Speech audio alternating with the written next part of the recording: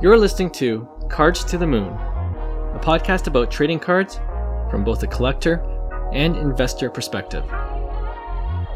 We hope you'll stick around for the ride as we take a deep dive into the state of the hobby, share some hot takes, hopefully some useful advice, and fun stories along the way.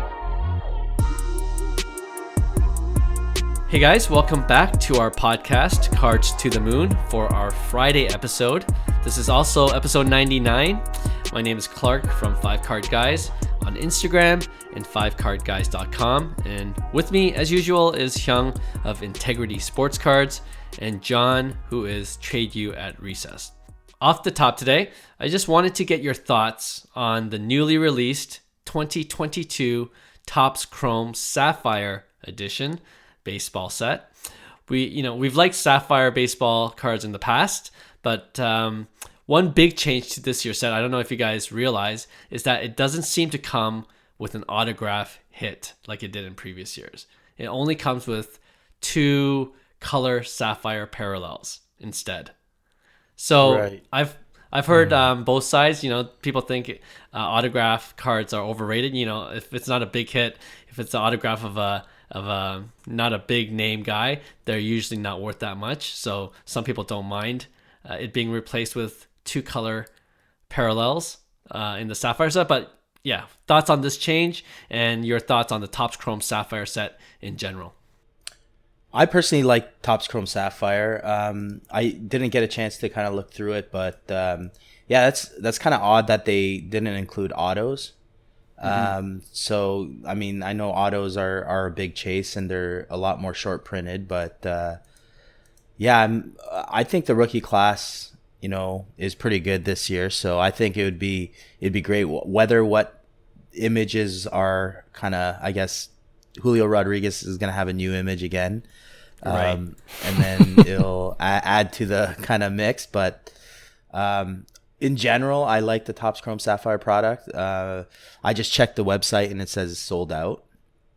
So I remember I had a chance to buy it and I totally forgot. And obviously it's going to hit the resale market. But yeah, overall, I believe 2018 was the first time it was in a set. That's what we kind of did our research on. And, it's been that set was big with Acuna. And the following years, 2019, had good rookie classes. They've done well. I feel like the last couple of years have been a little bit of disappointment because they had like Topps Chrome Update Sapphire last year. They might do it this year again, but I think this is the release that like a lot of people look for because that's where you're going to get your Julio Sapphires and your Bobby Witt Jr. Sapphires and whatnot. But I don't know how, like, just especially with Julio and Bobby Witt, their cards in general, I don't know if there's that big of a hype still going. I remember Sapphire used to be an earlier release. I want to say October, November, and we're into December. So I don't know if that hype might kind of like die down in terms of price. But yeah, I'm a little disappointed to see that there's no autos for sure. But other than that, it's a product that I always look forward to. So. Yeah, definitely a lot of rookies. You already mentioned J-Rod and Bobby Witt. Spencer Torkelson's in this one. Wander Franco as a rookie is in this set too. Everybody forgot about Wander. Yeah, so he's in there. Spencer Strider. So yeah, there's a good number of rookie names out there. I want to cycle back to J-Rod in a second, but John, I want to get your thoughts. What do you think about the Topps Chrome Sapphire this year? Yeah, I watched Scotty B's video. Looks like the checklist of rookies and chase cards looks pretty nice. So I'm sure it's going to be, like Hyung said, it already sold out. So it's probably going to be pretty desired. Sapphire is always usually popular. I feel like it lost a little bit of its luster from the past couple of years, and it could have been due to the fact that the rookie classes were a bit weaker. But this one should rebound. Let's hope for Sapphire fans it should rebound. The autograph thing, that's probably pretty disappointing overall. But you know what? Like, for some reason, and you guys know this too, like Sapphire, of all the big boy products, the autographs aren't super, super popular in Sapphire for some reason. Maybe it's because they continue to use different images and it kind of gets lost in the shuffle. I don't know what it is. but with Sapphire, people seem to really chase the parallels, and then the autos seem to kind of fall by the wayside a little bit. I mean, the values are still strong, but you guys kind of get where I'm going with. So Yeah. I can understand the kind of mixed point of view, but come on, like to not have autographs and to replace it with additional parallels. Yeah, no, that's pretty disappointing. The crazy thing too is something to note. There's 660 cards in the base set. Yeah, That's normally Topps Chrome. Yeah, you're dealing with 300 cards, so we're talking a full set. So both series 1 and series 2 is in there. So if you're ripping, I mean that's a lot tougher pull than a regular Topps Chrome, because now you're Right. breaking in 2 sets, have 660 cards to basically pull through, and there's 8 packs per box and 4 cards per pack, so you get 32 cards out of the 660. It's basically like a blaster, right? Wow. Yeah, exactly. Typical to Sapphire. It's going to be hard to pull anything decent. Yeah. So, Yeah. so not a bad move to wait and snipe on eBay, kind of like the hits, the people that want to just make their money quick, and maybe it's definitely not a ripping product. You just you let somebody else rip it, and you just snipe the cards. No autos, 660 base sets. Yeah. I'm not gonna rush and buy a box for myself. I like the look of Sapphire, but I was never a big buyer into Sapphire. Like I don't own any Sapphire cards at all. I guess I'm a little disappointed with the hearing about the no autograph in the set, and the parallels don't really do it for me. So I don't have too much of an opinion other than what you guys already shared. I was going to mention the pretty big checklist at 660. I think it was like that the past or the previous years as well. So yeah, it's a good point that you brought up, Hyung, that it's a hard product to hit something really good. So let's go back to J-Rod. What do you guys think of J-Rod having another image variation for this set? Do you care at all, or? I personally don't care, because I like the scarcity and the variation. So like the way I look at it is, you have series 2 J-Rod, that's a separate image. So that's going to be like your true flagship rookie card, kind of like the Acuna bat down. And then you have J-Rod. There's no base in regular Topps Chrome. It was a kind of like an SP that kind of got screwed up in the mix, that they didn't have it in Topps Chrome, but they have it in the Hobby Light boxes and other boxes that you could pull the SP. So there's that image, and then there's the logo fractor image, and then you have your true paper set in Topps Update.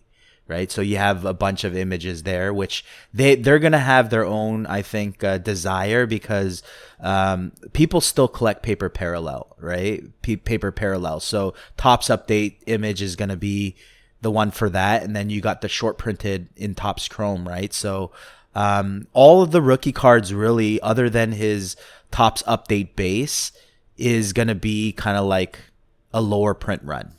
There's a lot of variations, but lower print one. It's not like you have series 1, a bunch of, J-Rod, series 2, a bunch of J-Rod bases that are garbage. So the only real kind of mass printed, it will be the Topps Update, right? So I don't mind it too much. I think when it's all said and done, we're going to look back, and a lot of people are priced out of his Bowman Chrome anyway. So it's I feel like there's a lot of value in these cards potentially. If J-Rod becomes a player that everybody thinks he's going to become, you might be able to get even a Topps Update, paper parallel for a decent price relative to the type of player J-Rod kind of commands in terms of pricing. Sure, I get that. Yeah. Yeah, a bit of a pet peeve for me. I'm going to be honest. I mean, I already mentioned it, that I was always super confused of all the different J-Rod images, and to have another one on top, I mean, it just adds to the confusion. But I will say, I do like the Sapphire one the best. Yeah, it's nice. The one with him swinging with the sunglasses on. Yeah, I think it's the best image. So, as much as I am annoyed, it is pretty cool. The image is pretty awesome. So, yeah, it goes both ways. Yeah, I get what both of you are saying. I'm going to side a little bit closer with John. I like things being a bit more consistent year over year, and this kind of like there's no rule anymore. They just threw out the rule book. They just threw out whatever they were doing consistently before this year, and they're like, well, we have a lot of photos of J-Rod hanging around. Let's just print another one for this product. And so yeah, as a collector, a little bit of a pet peeve. If we were doing this ranking game, it would be about 3 or 4. It's not a huge pet peeve, right? But it's something like I prefer not to see. But the picture's nice. I'll give you that for sure. Yeah. But you know what? If this image similar to Acuna was the horizontal iconic, what is becoming the iconic image of J-Rod, that SP horizontal image, I think this set would have exploded in value. Right. Like, I think that people would, similar to the Acuna, I think people would be all over that card. It's a bit of a shame that they didn't use that image, similar to what Scotty B was saying, but I mean. So it's better for collectors, but not better for investor type hobbyists. Yeah, I don't know. Both ways, right? Because the fickle collector, like you just said right now, is like, I want consistency. Me too, sure, actually, okay. Right?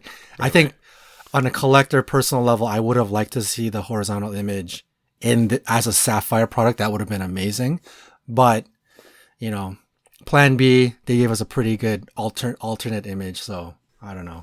You can't super complain. Right. Okay. Well, it is what it is. So, so another J-Rod image, but overall, the Topps Chrome Sapphire looks pretty good, as it usually does in terms of just image and the aesthetic of the card itself. But sold out. So yeah, look on eBay, and our advice is look for the hits and bid on those. All right, let's move on to our discussion of the day, which is looking at some of the recent sales of big time cards and comparing the final sale prices to its peak price during the hobby hype. All right, so for each card, I want to know if you think it'll go lower as we head into 2023, or I'm curious if you bought the card before the hobby hype of 2020, 2021, would you sell the card at its current price knowing that you probably won't get peak value for it? But in most cases, as you'll soon see, you'll still have made some kind of profit. All right, so I'll just give you a few examples so you know exactly what I'm talking about. First one, Tom Brady, his iconic 2000 Playoff Contenders rookie autograph card, BGS 8.5, okay? Sold January 2018. I'm using early 2018 as the pre-hobby hype era. Let's just say that, okay? Right. So in January 2018, the BGS 8.5 of that card sold for $6,500, okay? At the peak, January 2022, it sold for $84,000. All right? So from $6,500 to $84,000. It just sold a couple of days ago, December 2022, for $25,100. So it went all the way up to $84K, and now it's down to $25K. But if you had it early 2018, you made a nice 4x profit, 3 to 4x profit. Right. So what are you doing? For me, I'm holding at this point. Normally, I would have liked to take profit, obviously, a little earlier, but I think it's gonna go down a bit, even more, to be honest. And okay. I also think that it's fine that it goes down. I think there's opportunity there. Tom Brady is the type of player that you're going long on anyways. It's not like a card you can't wait to get rid of. It's something that probably is gonna potentially be generational for some people. So yeah, I'm holding at 25K if I had it, even though I had a chance to take profit, because I think that card could rebound one day and continuously go. If you're in the market for constantly buying, then yeah, I would sell and in hopes to be able to purchase at a lower cost, or maybe a better grade at a lower cost at that point. Okay. Do you guys know how many of these contenders are out there? The 8.5 probably isn't that many, right? Yeah, I mean, in general, that card low. is probably pretty rare, right? Right. I think so. Yeah. I agree with Hyung. I think we are probably going to see some more dip Q1 spilling into Q2, I'd imagine, in the new year. So you could probably see this card, I would guess, maybe dip below 20K, like 18 17. I could see something like that.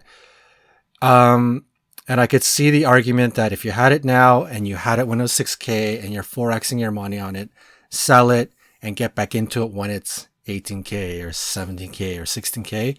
Now, the problem with something like a Contenders is it's pretty rare, right? And I think if it hits, there might be one sale out there that hits at 19 or 18, but after that, it might just shut down. And you may not see these come back until the market starts climbing again. And next thing you know, you're in a bidding war to try to get this card at 26, 27, 20. You just never know, right? So I think you can be cute about it, and I think you may be able to profit. But on some of these rare cards, if you're not desperate for the cash, I think for me, if I had the Tom Brady, I'd probably be holding and not try to get cute about $7,000, $6,000, $9,000. I'd rather hold it and then enjoy the ride when the card rebounds. Right. I think I'm in the same boat as you guys, just because that card for Tom Brady is pretty grail for a lot of people, right. Pretty iconic. So as tempting I would be to get that 4x profit, I would hold and look more long term, thinking that it'll go back up eventually because of who Brady is, right? So let's go to the next card. Another GOAT, Michael Jordan, his 1986 Fleer, the iconic Fleer rookie card. His BGS 9.5 gem mint. If you bought it in February of 2018, pre-hobby hype, you could have got it for just under $7,000, $6,900 to be exact. It sold February 2021 at the hobby hype for $144,000. Wow. It sold last week for $31,500. Wow. So if you had it for $7,000 4 years ago, and now it's going for about $31,000, what are you doing with that? Man, this is kind of similar, because it's such a high grade, and the PSA 10 is such an iconic card in the hobby. A BGS 9.5 is probably the next best thing, and to us, compared to the PSA 10, it's super undervalued. And Jordan has been, I guess, kind of irrelevant in the hobby as of late. So prices have kind of staggered as low as, I believe, 27K on that particular card, or a BGS 9.5. It's been as low as 27,000. I think it's gonna drop even more, to be honest, closer to that mark, because there's a lot out there. There's 535 BGS 9.5s. That's not enough to sustain, kind of like to weather the storm. There's going to be people who are cashing out, and people who are buying at bargains. So I expect it to retract. Honestly, it could be a same thing as Tom Brady.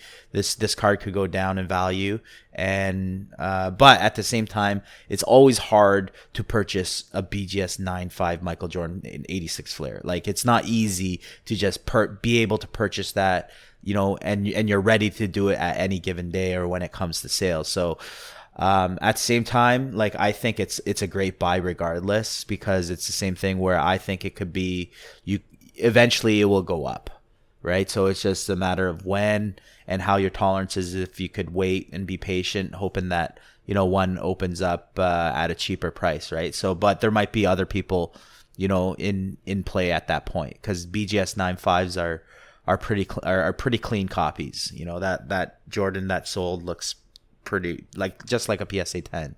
You know what I mean? So I think there's a lot of value in BGS 9.5s, especially in the 86 Flair. So I'm in the same boat as Brady, the Contenders as well on this one. Okay. Yeah. Quite boring, but I definitely agree. I probably apply the same comments that I said about the Brady here. Although I think if you're in a position where you needed some cash, it really is circumstantial. Let's say I was holding both of these cards.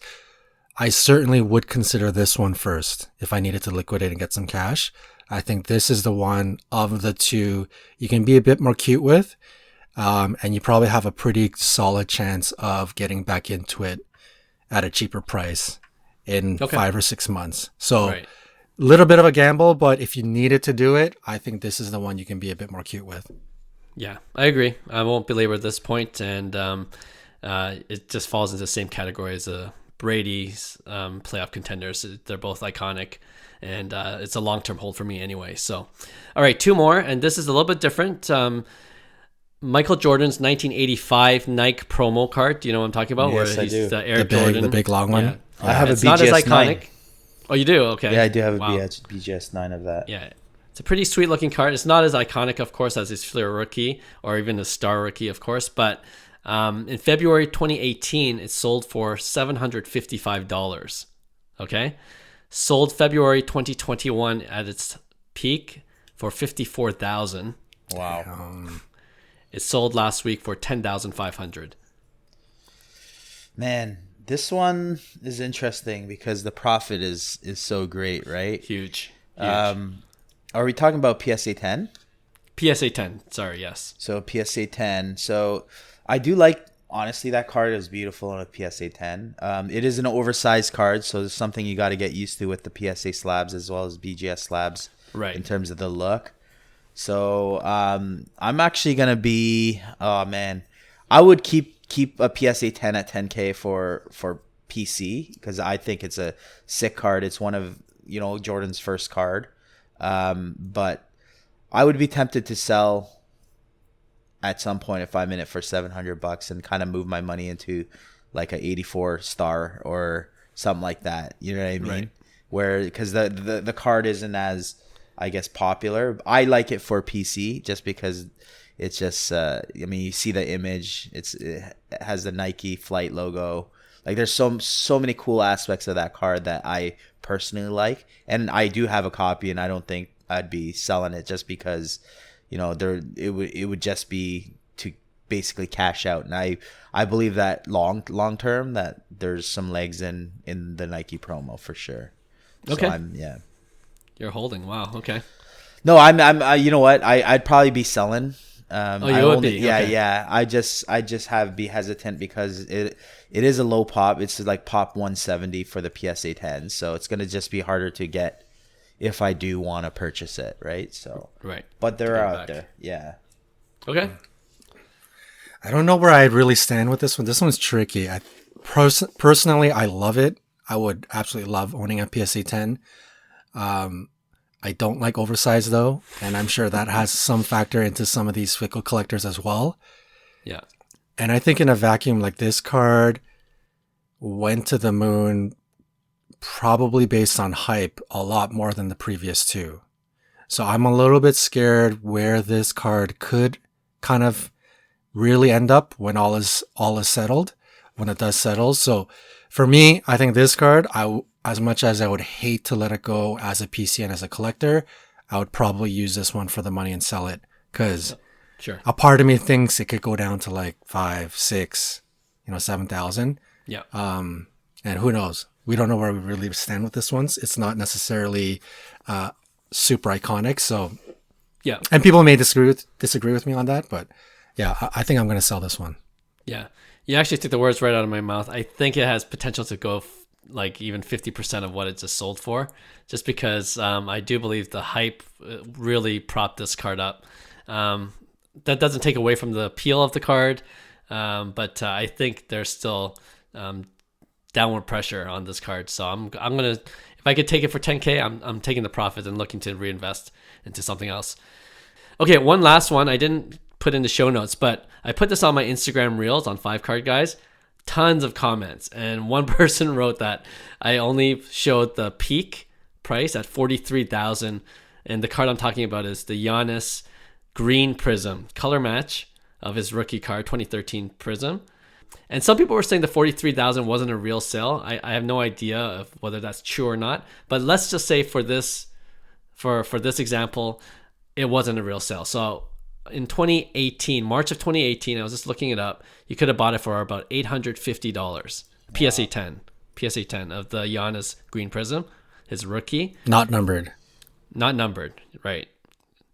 In the Hobby Hype, August of 2021, the peak was about almost 20K, 19,800, and then it sold recently for almost half of that, 10,500. Wow. What are you doing with Giannis's non-numbered Green Prism color match card? I'm holding it for sure. at pop 38.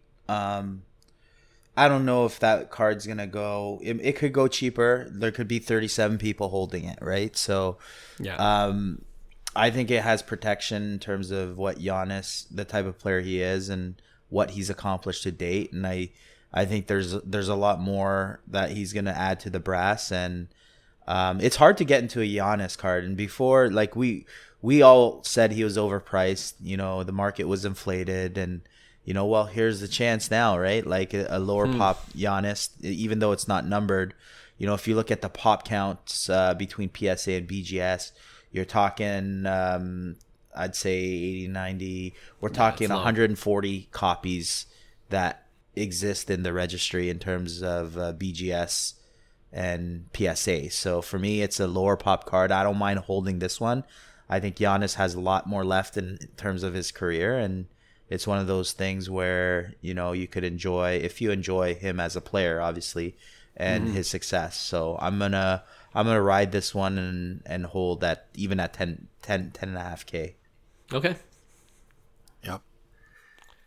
If I own this card, I am holding it. If I don't own this card and I'm want to get into on a Grail Giannis, I am buying it. I think if it happens to pop up again, which it'll probably be pretty tough, and it goes for under 10K, somebody should be snapping that up right away. Like obviously you guys know that I'm bigger on Luka than I am Giannis, and it has everything to do with the sort of sex appeal of like a player being able to hit game-winning shots and all of that stuff. I think that's like a sort of a negative to Giannis's overall appeal in sports and in sports cards. But Giannis is going to keep racking up trophies, man. He's kind of like Ohtani. As long as he stays healthy, he is going to be in the mix for MVP every year, without a doubt. And he's probably going to be in the mix to reach semifinals or finals, Sure. Eastern Conference finals, and always kind of give himself a chance at the championship. So I think he's just one of these guys that are continue to stack up, and he's probably going to finish like as an all-time player. So I think if you can get into some of his, if you're big on Giannis and you're grail hunting in the next 6 months, I think this is a pretty big card. Should be buying it. Yeah, I love this card. That being said, I'm a little nervous with the state of the market with non-numbered cards. Like I have a Jason Tatum Green Prism. I love the look of it, but I'm looking to potentially move it soon because Tatum's doing amazing right now, and it looks like his market is trending up. So I'm looking to do something similar with my Tatum card. If I had a Giannis, I would be in the same boat. I would probably try to move it, and I would try to get back into Giannis with like a rookie autograph card that's under 10K, even if it's a lower grade than a PSA 10. Right. I feel more comfortable with, numbered or autograph cards more long term. So that's what I would probably be doing, especially if I bought it for $850. It's kind of similar to the Nike promo.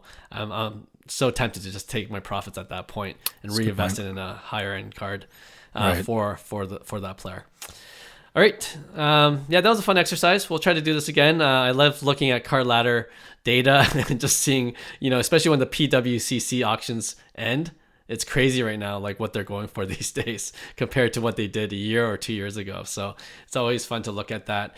And, despite what people write in my comments, I'm not a hater. I love the hobby. They think, I'm bringing the hobby down because I'm just showing data on my reels. Like this is a reality, guys. This is what's happening. I'm not influencing the market, but and even in my captions, I'm like, is this a buying opportunity? I'm always looking to buy. So that's where I'm at. So I just wanted to clear that up as well. All right, that wraps up this Friday's episode, and we'll be back on Tuesday for a regular full episode. So we'll see you then. Bye. Hey, thanks for listening to Cards to the Moon. We'd really appreciate you subscribing to our podcast wherever you listen to your podcasts. And you can also connect with each of us on Instagram at 5cardguys, or you can follow Hyung at Integrity Sports Cards, or John at TradeU at Recess. You can also check us out at 5cardguys.com. Thanks again, and hope to connect soon.